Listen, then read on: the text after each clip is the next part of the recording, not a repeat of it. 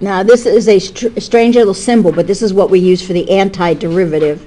Instead of using the words antiderivative, we call it the indefinite integral. And this is your integral symbol. It's an S. This says take the antiderivative. The antiderivative of little f of x dx equals big F plus c.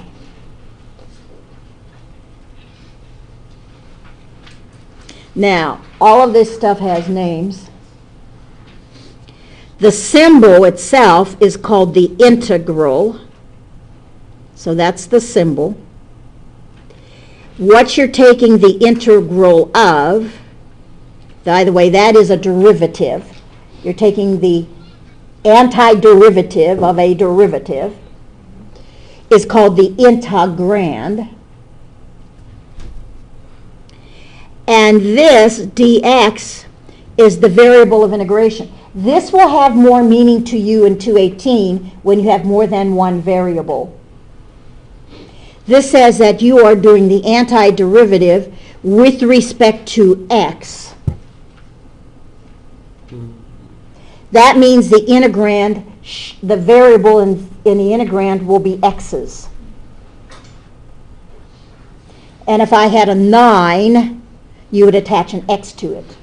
You're taking it to antiderivative. So this tells you what the variable of integration is. Big F coming out is the antiderivative. And C is the constant of integration. You have to put a C there. You have to have more information if you want to know what C is. And we'll actually do that. That'll be some of the last problems that we work in this section. We'll actually be finding C.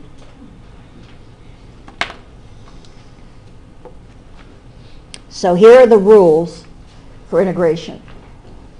Now, as long as we're on this page, I'm not going to put them on the board. But once we finish with this page, then I'm going to put them all here, leaving the properties of exponents over there. And then on Wednesday, over there, I'll just put the rules. So, constant rule. The antiderivative of a constant, dx, is equal to the constant times x plus c. Now remember, this is the derivative of some function. This is what you have to differentiate to get that. So that says if I would to let big F of x being equal to some constant times x plus c, his derivative, big F prime, is the derivative of k times x is just k, and the derivative of c is 0. And what you notice is that's the integrand. So the integrand is a derivative. So the integral of a constant is just that constant times x. This is the anti-power rule. The antiderivative of x to the n, and again you're going to see the dx because that's your integral, that's your variable of integration, is, now when I took the derivative, what happened? The derivative of x to the n is x to the n minus 1. Well, if I'm looking at now x to the n being the derivative, what did I differentiate to get x to the n? X to the x plus 1. You have to add it. If you're going down, you subtract. So if you differentiate, you subtract. If you anti-differentiate, you add. It's the reverse process. And then you're going to say, but it's got an n plus 1 on the bottom. Well, this is the thing. If I were to just let big F of x be equal to x to the n, well, and I guess we'll say n plus 1 because that's what it is, right? then what would f prime be? F prime of x would be equal to n plus 1 times x. Drop n plus 1 by a power, you get n plus 1 minus 1, which is just n. But if I look at this, essentially, what is the integrand? The integrand is just x to the n. It does not have an n plus 1, does it? No. So that's why what you do is you then divide out the n plus 1. Well, here, you divide out the n plus 1. And if you divide out the n plus 1, what happens? You just get x to the n. So it's n plus 1. So if big F of x is x to the n plus 1 over n plus 1 plus c, then f prime of x is n plus 1 times x to the n plus 1 minus 1, which is just n, over, this is a constant, and the derivative of c is 0, and the n plus 1's reduce out. So that says, in order to keep it pure, I'm going to have to divide by the exponent. So that when you take the derivative, that denominator goes away. You don't have to worry about it. That's the good news. Log rule. Now, really, I have to say, this is not log rule, really. This is natural log rule.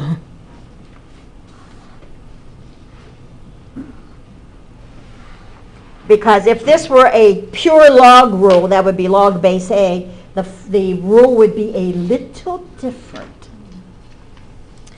So, it says the antiderivative of 1 over x dx is equal to, well, 1 over x is equal to the natural log of the absolute value, and the reason why you have to put absolute value here is because 1 over x is all real numbers, this domain is all real numbers except 0, right?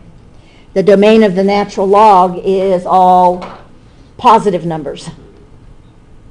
So you have to put absolute values around that plus c. X can't be 0.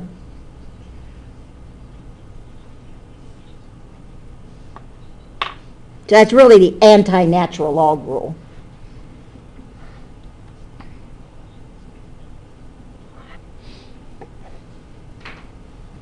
And here's your anti-exponential rule. The antiderivative of e to the kx is equal to 1 over k e to the kx plus c. Again, if you think about taking the derivative of this guy, he is e to the kx, right, times the derivative of kx, which is k, which is why you put the 1 over k there, because this doesn't have a k in it, except in the exponent. So it takes it out.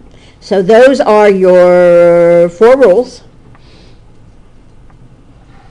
So here we go. What is the antiderivative or the integral of just dx? What is the integrand really, whether you see it or not? What's there? A 1. See, if there was an x there, that's a variable. There'd have to be an x there. But there's a constant there. The constant is 1. So what's the antiderivative of 1 dx would be what? Dx is only the variable, tells you what the variable of integration is. So 1x plus c. So what did, 1x plus c. 1x plus c. Because what's the derivative of x? 1.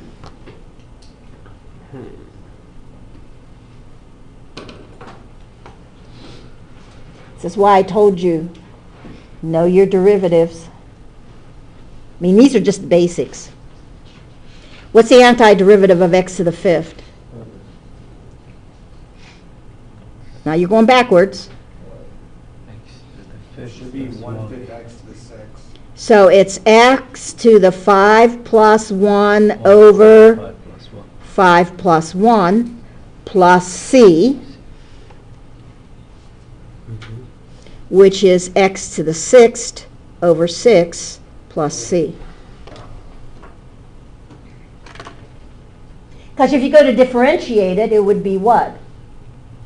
1/6 x to the 6th, right? So it would be 1/6 times 6x to the 5th. 6's would reduce out, and you just have an x to the 5th. Going backwards, you add, right? Differentiate, subtract, integrate, add. Now, I'm going to rewrite this guy. This is the integral of, well, of course you don't have to, well, no. This is 1/2 times 1 over x dx. Because the rule for natural log is 1 over x, so I have to have 1 over x by itself. And what do constants always do when we're differentiating? They always go along for the ride, and that's going to be true of constants when you anti-differentiate. They come along for the ride. So what is the antiderivative of this guy?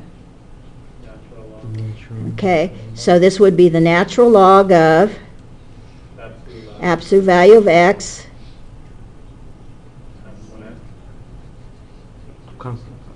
plus c. What has to be in front?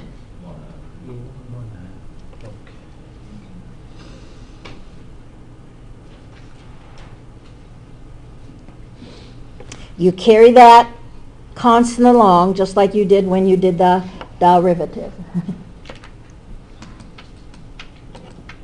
Now notice the difference here. dy, that says I expect my variable to be what? To be y.